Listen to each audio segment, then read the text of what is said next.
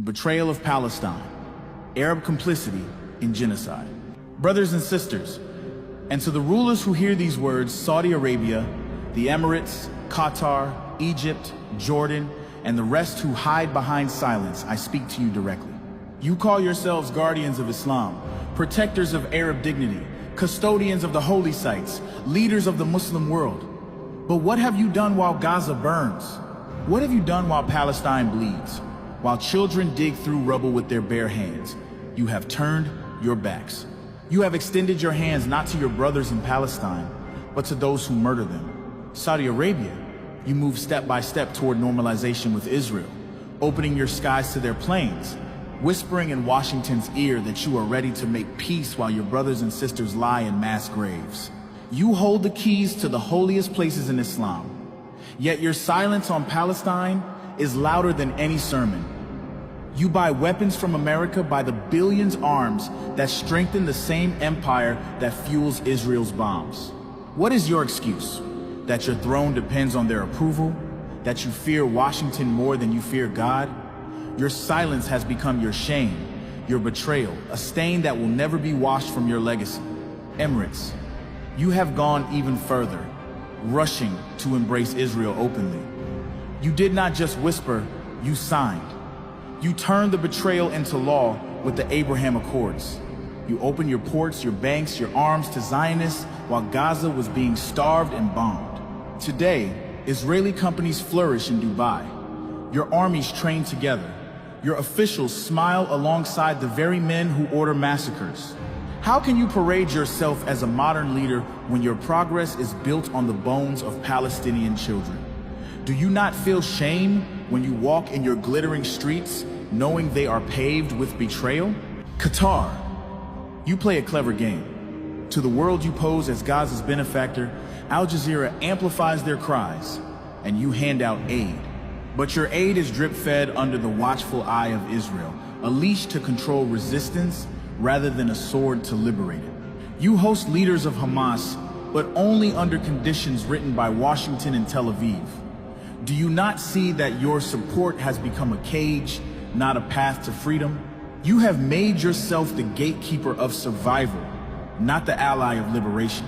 Do not pretend this is solidarity, it is control. Your hands too are stained with the shame of calculated betrayal. And Egypt, your betrayal is perhaps the heaviest of all. You hold Rafah, the only door not controlled by Israel, and instead of opening it to life, you turned it into another wall of death. When Gaza screamed for food, medicine, and mercy, you shut the gates. You watched children die for lack of antibiotics. You watched the wounded bleed out because ambulances could not pass. You destroyed tunnels that carried bread and water, not bombs. And when convoys from across the world, people of conscience from Europe, Africa, Asia, and the Americas came to your borders begging you to open Rafah so they could deliver food and medicine, what did you do? You did not open the gates. You sent your soldiers to block them. You forced them to stand in the desert sun while people in Gaza starved a few kilometers away. They begged you with tears in their eyes.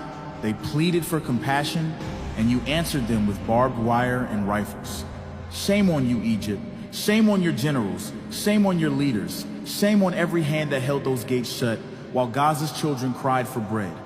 Jordan, you, who claim to be the custodian of Jerusalem's holy sites, the guardian of Al-Aqsa, yet year after year you renew your treaties with Israel, you coordinate intelligence, you ensure that no true resistance rises from your soil.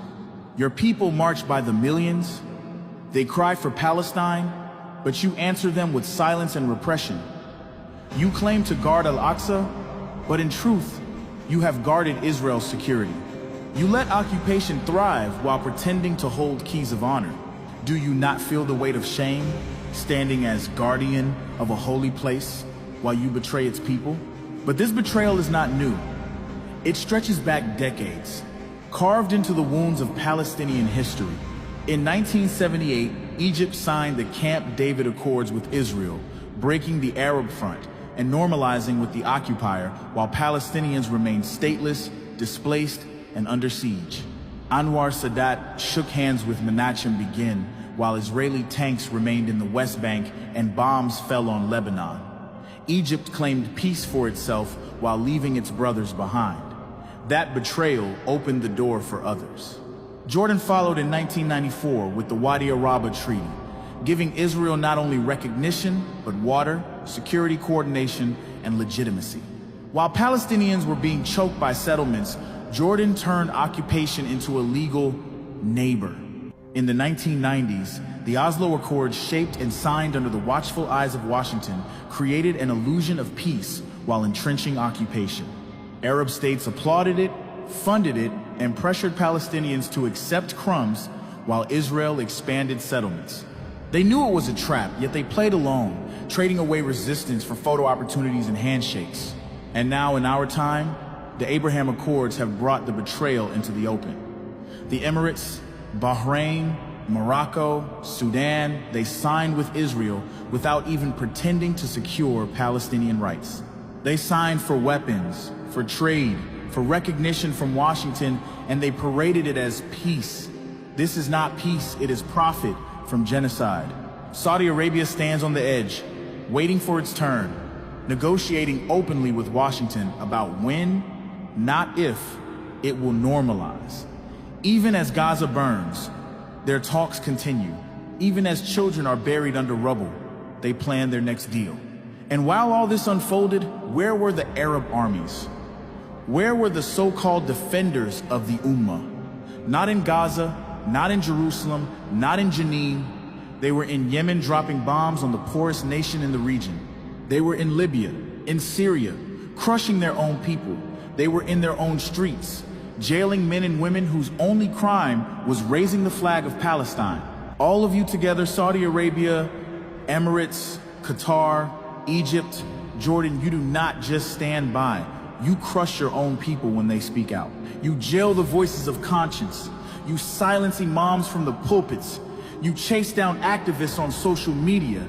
You unleash tear gas and prisons on your own citizens who cry for Gaza. You fear the rise of a free Palestine, because a free Palestine would inspire your own people to rise against your corruption, your palaces, your fragile crowns.